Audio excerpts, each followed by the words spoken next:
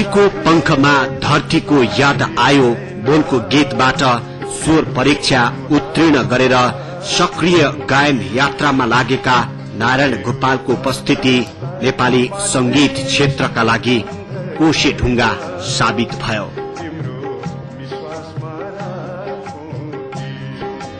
भर्खरै जग बसाउँदै गरेको नेपाली सुगम संगीतका लागि उनले यस्ता गीत गाए जसले आजसम्म पनि नेपाली संगीत क्षेत्रको नेतृत्व गरिरहेको छ।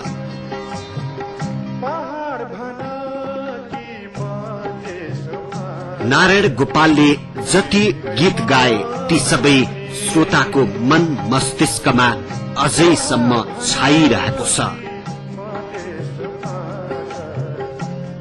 लोक झ्याउरे तथा शास्त्रीय शैलीका गीतबाट अघि बढ़िरहेको नेपाली संगीतलाई फरक धारमा स्थापित गर्नमा उनको विशेष योगदान रह्यो। उनकै सृजना अनि अथक प्रयासका कारण नेपाली सांगीतिक क्षेत्रले अहिलेको विकसित रूप लिन सकेको हो। उनका स्वर अनि सृजना नेपाली गीत संगीतका लागि आधार स्तम्भ मात्रै बनेका छैनन्, सबैका लागि प्रेरणाको स्रोत पनि बनिरहेका छन्।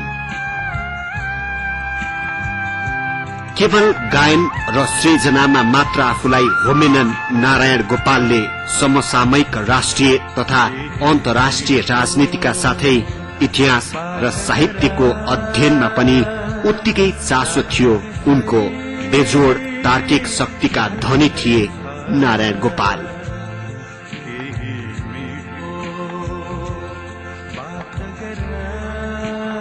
आखिर उनकै मेहनत र परिश्रमको फल थियो लाई दिइएको छिन्नलता गीत पुरस्कार, इन्द्र राज्य लक्ष्मी प्रज्ञा पुरस्कार, जगदम्बा श्री पुरस्कार जस्ता सम्मान।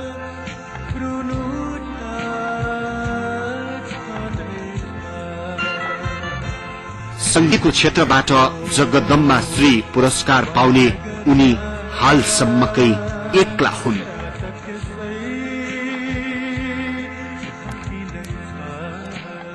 नेपाली गीत संगीतको भकारीलाई भर्दै विक्रम सम्मत 2047 साल मंसिर 19 गते यो धरतीबाट विदा लिएका नारायण गोपाल आजसम्म पनि नेपाली मन मस्तिष्कमा उत्तिकै छाएका छन् र हरेकको ओठमा झुलिरहेका छन्।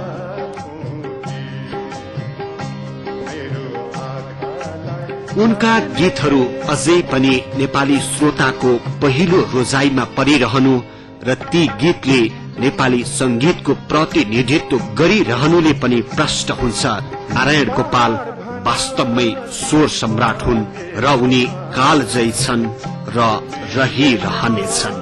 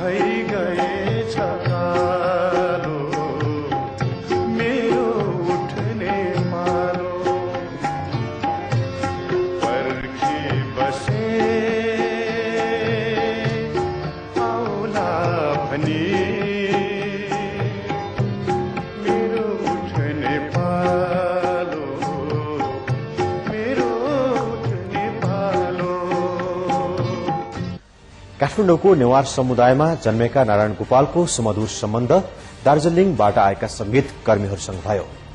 उनले दार्जिलिङकै युवती पेमला लामासँग प्रेम विवाह गरे।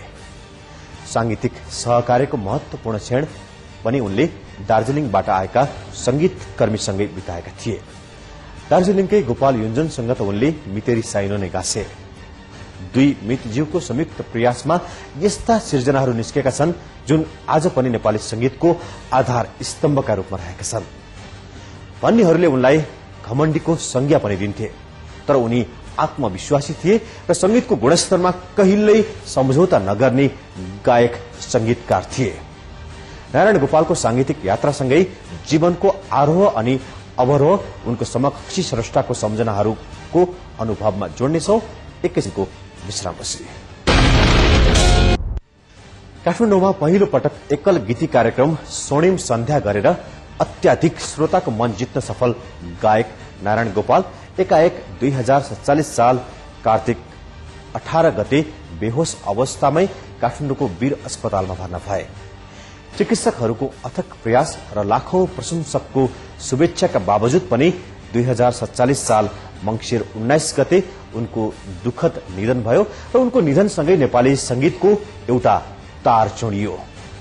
नारायण गोपालको निधनले लाखौं श्रोतालाई भाव विहल मात्र बनाएन, नेपाली संगीतको एक युगको समेत अन्त्य भयो। नारायण गोपाल गीत गाउने र संगीत भर्ने मात्रै गर्दैनथे, उनी नयाँ नयाँ सोच र भाव भएका गीत लेख्न गीतकारहरूलाई उक्साउने गर्दथे। उनको प्रेरणा लिएका संगीत सर्जक र उनको लामो संगतमा रहेका स्रष्टाहरू नारायण गोपाललाई यसरी स्मरण गर्छन्।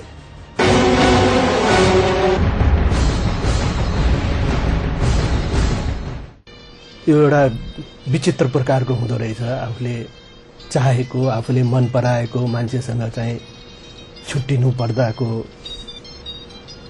र त्यो बाध्यता अब यति नजिक थियो कि मैले के भन्ठाने भने मैले यो बिर्सेछु, यो हाम्रो जीवन छोटो छ र कुनै बेला पनि मृत्युले समाउँछ भन्ने कुरो चाहिँ मैले बिर्सेछु। अनि उनले भनेका कुराहरू मैले तिमी छँदैछौ, म लेख्दै गरौँला नि भन्नेतिर लागे। जब उहाँ एकदम आइसियूमा जानुभयो त्यस बेला मात्रै मलाई स्ट्राइक भयो। ओहो, उसले त्यतिचोटि मलाई भन्न पनि मैले गीत लेखिन। कठोर, निर्दयी र एउटा कटु सत्य, मृत्यु, जसले स्वर सम्राट नारायण गोपाललाई टपक्क टिपेर लग्यो हामी माझबाट। एउटा मान्छेको मायाले कति फरक पर्दछ जिन्दगीमा। एउटा मान्छेको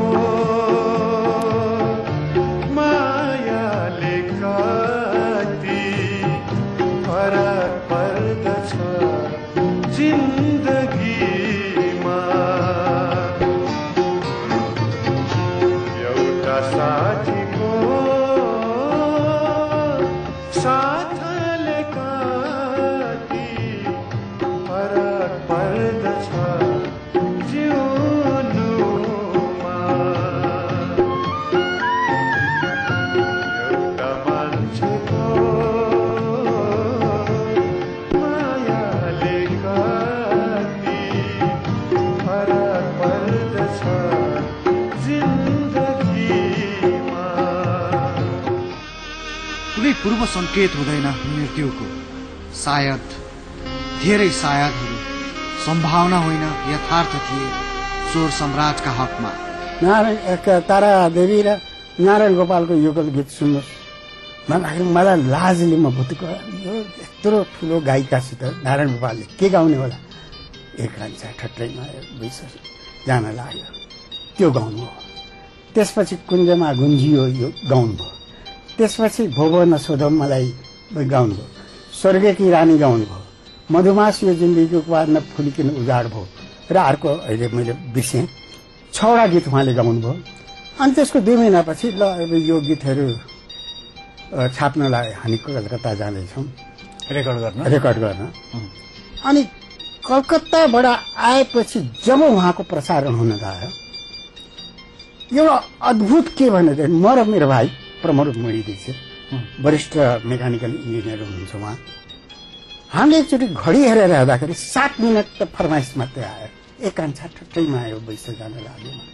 हेर्नुहोस्, मलाई लाग्छ के भनेदेखि नेपाली गीतहरूमा सबैभन्दा बढी बजेको गीत थियो सम्झना मात्र सम्झना, स्वर्णिम सम्झनाहरू र फगत सम्झनाहरू बाँकी छन् स्वर सम्राटका दौतरीहरूसँग।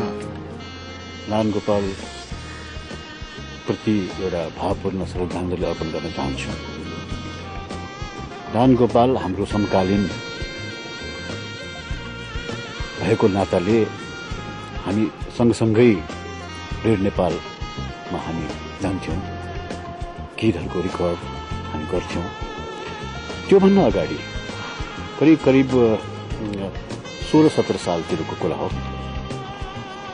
हामीहरू चाहिँ टोल टोलमा सांगीतिक कार्यक्रमहरू भइरहन्थ्यो। यहाँ काठमाडौँ विभिन्न बहाल विभिन्न चोकमा सांस्कृतिक कार्यक्रमहरू भइरहन्थे, सांगीतिक कार्यक्रमहरू भइरहन्थे।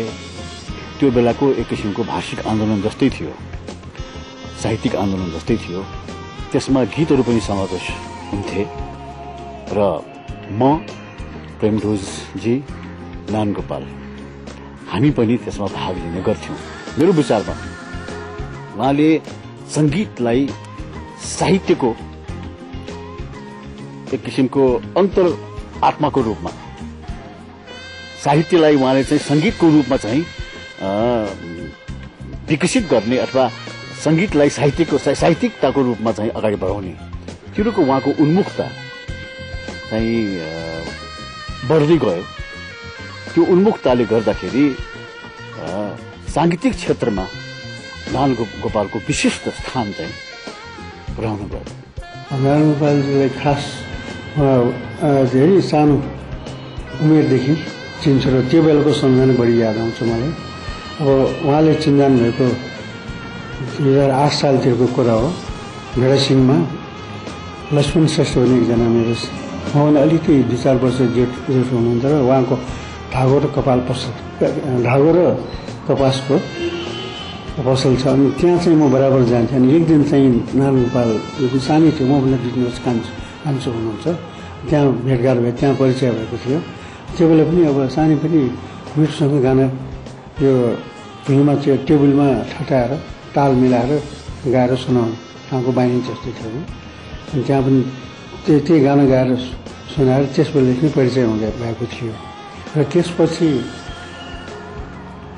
किलागलमा म बस्नुहुन्थ्यो, म चाहिँ बाङ्गीमुडा, त्यहाँबाट एक गल्ली आएपछि भेडासिङबाट किलागल एकछिनमा पुग्थ्यो। अनि ऊ पनि त्यहाँ भेडासिङमा पसलमा आइराख्नुहुन्थ्यो। र त्यसपछि चाहिँ फेरि नौखला परिवार भन्ने एउटा सानो खोलेको थियो, डाक्टर राममान त्रिसित, त्यस बेला राममान त्रिसित हुनुहुन्थ्यो। र उहाँ नारायण गोपालको घरसँगै नै अफिस खोलेको थियो। अनि हामी त्यहाँ अब सांस्कृतिक पनि कार्यक्रम गर्नु पनि गाउनुको लागि भयो भने त्यहाँ जमघट पनि त्यहाँ अलि रिहर्सल गर्ने। अनि त्यसमा चाहिँ नारायण गोपालसँगै थियो, घरसँगै भएकोले उसलाई बोलाउँथ्यो। अनि उसले चाहिँ तबला पनि बजाइ पनि हेल्प गरिदिने, हामी गाउने। ऊ चाहिँ स्टेजमा गाउन लाज लाग्ने त्यो बेला। अनि यो हरेक टोलमा चाहिँ महिनाको एकचोटि, अब त्यो बेला इन्टरटेनमेन्टको केही साधन नभएको हुनाले हामी त्यहाँ टोलले अर्गनाइज गर्थ्यौँ। हामी आधुनिक गीतहरू 10-12वटा हामी कलाकारहरू भयो, जस्तो तारादेवी हुनुहुन्थ्यो, शिवशङ्कर दाजु हुनुहुन्थ्यो, जोगी सुब्बाजी पनि सानो हुनुहुन्थ्यो, उहाँ पनि थियो, डाक्टर राममान भयो, त्यस्तै अर्को रत्मान भन्ने एकजना हुन्छ, साइले ओसादको छोरा, नारायण गोपाल पनि आउँथ्यो। तर उसले चाहिँ हेल्प गर्ने बढी चाहिँ गर्थ्यो।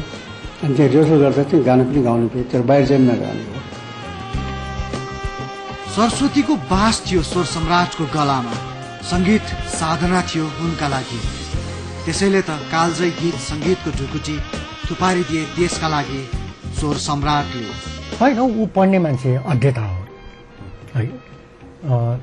नेसनल जियोग्राफी, नेपालको हिस्ट्री यो जम्मै गर्दाखेरि राम्रो पढ्ने मान्छे भएको हुनाले शब्द त हेर्नु नै हुन्थ्यो, त्यसमा केही शङ्कै भएन। तर हामीलाई के लाग्छ भने गोपाल इन्जनले र मैले